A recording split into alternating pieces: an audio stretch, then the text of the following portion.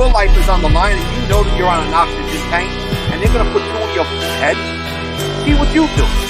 Because the bottom line is that me, I'm one person. I can never miss. Guy's not being loyal to you. How could you be loyal to him? Yeah. And whether you're your father or not. So, you know, but it's always been hard because it was my father. The word came down, this guy had to go. You know, we didn't know nothing about it until the last minute. And I liked him. I liked Billy. He was a nice guy, but... Welcome to the show. Welcome to Chattin with Staxx. I'm your host, Bill Staxx, and today I got Larry Mazza. What's up, Larry? Everything's good. It's been a long time. This is part two from last week. Yeah, man. Thank you. I appreciate you joining me again, and we're going to talk about, we discussed, because he helped the government quite a bit in his earlier years, and it's kind of hard to even comprehend if the bosses or anybody didn't know about any of this stuff. Well, you know, it went on 30 years. Okay, that's public knowledge now. And a lot of different pieces of information came out after it was exposed that he was an informant all those years. So previously, before it was exposed, there's a lot of talk now that others knew about it. And I'm not the only one that heard it firsthand. I heard it from Alley Boy, that him and his father knew for 20 years. Now I'm hearing it from other people that are in contact that they heard it. It's hearsay, but it's definitely evident that he's bad. So it's more than hearsay. You know, they might have had some info on it. But more and more people that's coming out had an idea and they were high up. You know, it's hard to do that for that long, you know, and people always questioned how he could get away with the things he was doing. You know, when a couple of guys in the family got pinched for a bank burglary that I was on also, the three guys that got caught, one of them's in the picture there, right above my hand there, Joe Brewster. He was one of the three guys to get pinched along with Bobby Zam and Carmine Sesson. And Greg had his lawyers negotiate the deal, and not one of the three well-known wise guys under Greg Scarpa for decades did a day in prison. They were very important men to him. They had big Shylock books. So somehow or another, he persuaded the government to just give them 2 years probation. And if the bank heist was successful, we would have gotten like $2 or $3 million each. And this is back in 1982.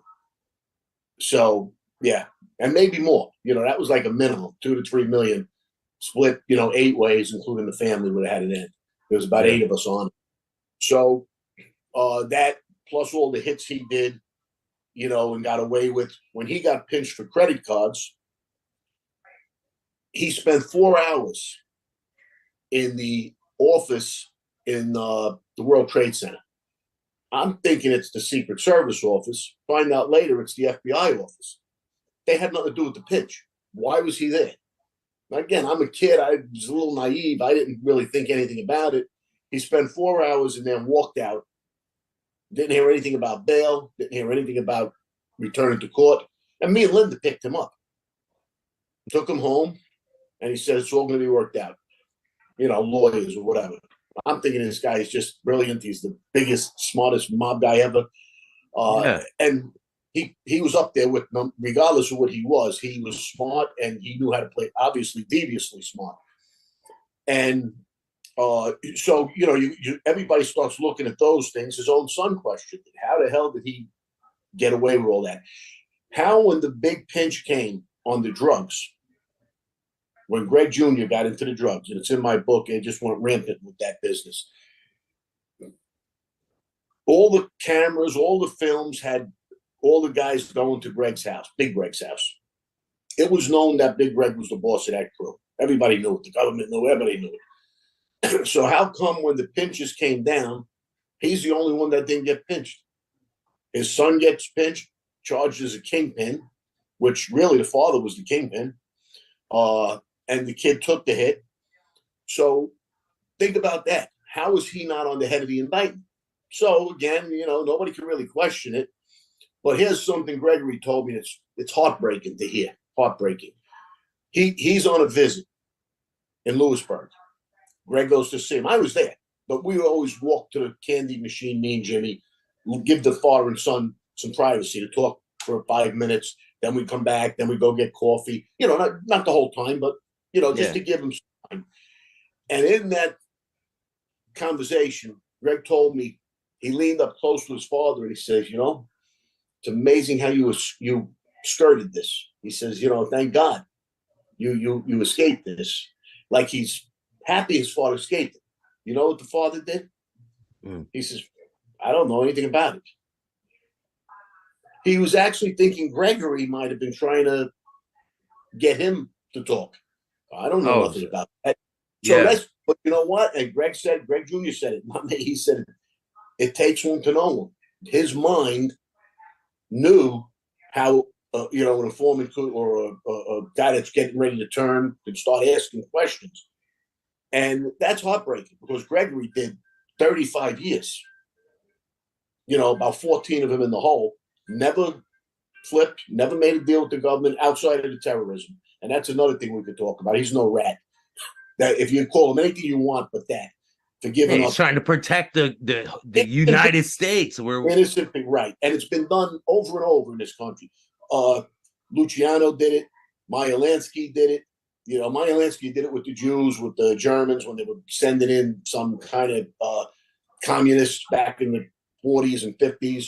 They stepped up big to help there. Luciano helped World War II at the ports. Yeah. His influence to stop what was coming in, control the ports and things like that. And he got out of jail for helping. Did you guys ever hear about him trying to help at all, like with that Ku Klux Klan thing when he went down there to kidnap the guy? Did you ever even hear about that? No. I think that was the initial thing that brought him in. They had to find somebody that was fearless, that would go, and just, what story did you hear? And like after, I didn't hear anything until after. Yeah, after. What story did you hear after? That he was bad, and that story came out. And then, I was actually talking to one of the agents about it. And he told me his exact words were, he did unspeakable things to them to get this information. Everybody thinks he just went to that storekeeper and he grabbed one guy. It took like 3 guys, maybe torture, from what they said to me. And then other things I read sort of makes that real, until they led him to this guy who owned the TV or appliance store and actually disposed of the bodies. So they were smart. Civil rights workers. Yeah, they probably, civil rights workers, right. So all that, and then he told me things that only somebody close or knowledgeable about the government could say and be right on. He was right. You're too young probably to remember when Bill Clinton was running for president against Bush. I was really young at the time. It was in the early 80s, right? Well, I'll tell you what happened. George Bush, the father, just won the Desert Storm War. I do remember that was around the 90s, early 90s. Yeah. Yeah, he was a hero. And he was like a 40-1 favorite to get reelected. The summer before the election, things started changing a little bit. Like, that read my lips, no more taxes. And then he raised taxes and little things started happening. But a 40-1 favorite, just months before the election. As that summer's coming to an end, I remember sitting on the couch with Greg watching the news, and we saw the elections talk, and it comes up something about Bill Clinton. And he points to him, he tells me, he's 40-1 underdog. He says, that's our next president right there, Bill Clinton. And I'm saying to myself, I'm in the booking business. I know 40-1 is tough, and usually the odds makers have that right. By election day, it was pick'em.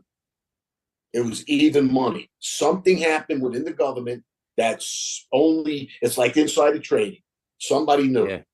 So in hindsight, I brought this up. I tell people this all the time now, because hindsight's 2020. But how did he know back then? Another thing he told me, the Joe Colombo hit, where they shot Joe Colombo. There's things that the public don't know. Like the guy Chubby, who was a bodyguard for Joe Colombo. Soon as the black guy shot Joe Colombo, there's cops all around, cops everywhere. Okay, he pulls out a gun, he shoots the black guy that shot Joe Colombo, and he was literally escorted out. His men just walked; they all walked him out. The cops didn't get involved. There had to be feds there. Nobody got involved. Okay, and he never gets arrested for that. Less than a week later, I think in a few days, for his heroic effort, they straightened him out. Chubby wasn't even a wise guy. He was there as a bodyguard. But because of what he did, he got made a few days later. Why do you think they killed him right away? Do you think they killed him right away to keep him quiet? Well, no, I think he did it as a reaction protecting his boss. Maybe the first shot, hopefully he didn't kill him on the first shot and to stop him from shooting more. Or what I'm about to tell you now, you can make your own decision. Greg's exact words to me were the government was behind that. Now think about it. If you know the story, that he was getting very powerful, Joe Colombo, and he was making the Civil Rights League very, very strong. And they didn't like that. They didn't want him. They didn't want this. They feared the Italian Civil Rights League getting too strong because you had the mafia ready or the mob. I shouldn't use that word. Cosa Nostra. You had that, which was strong, and it was a government within the government. But now imagine you have millions of Italian people backing Cosa Nostra, and making it even think about it.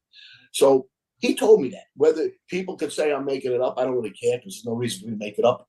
But those were his exact words to me. The government was behind that. And he didn't say it like it's my opinion. I think the government, he said it like he knew in his head, but he has a reason for knowing in his head. And, again, in hindsight, who knows? Maybe that's true, but there was a lot of things that happened, and a lot of things, like I said, again, in hindsight, that we talk about now. Gregory Jr. had a great story to tell me. Guy comes into the club with a wheelbarrow, or not a wheelbarrow, like a wine barrel type of thing, full of emeralds. I was going to say gems, but they were emeralds. Now, emeralds aren't right off the bat very, very expensive. You got to find good ones. You got to really polish them or refine them, whatever. I'm not a jeweler, but I knew there's something. So even though there was so many of them, he offered the guy $50,000 for the barrel, and it was Greg Jr.'s friend from Staten Island. He says, "No, I think I could get more. I'm going to look somewhere else." Oh, well, he probably didn't say that. He says, "No, I don't know. Let me think about it." Whatever he said, he leaves with the emeralds. The very next day, the feds are at this guy's house. He gets arrested, and they take the emeralds. Where'd he get them from? Do you know? I don't know. But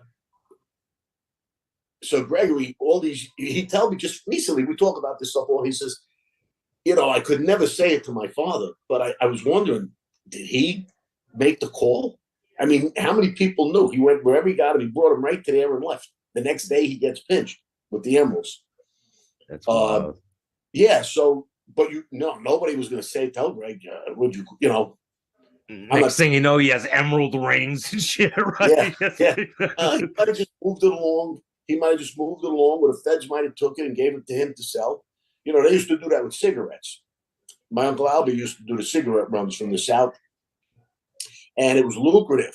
I mean, he would go down, and originally they went with trucks, but then they started looking for these trucks, so they went with cars that were gutted, where you just filled the whole car up with cigarettes, from the trunk to the driver's seat, and think about the old caddies back in the day, big cars, you could get huge, right. And it was more, you looked like you were just driving in 95 traffic. You weren't, But what they started doing was, because now they couldn't target these trucks, the feds and the local police, they made a deal with the people who were selling the cigarettes.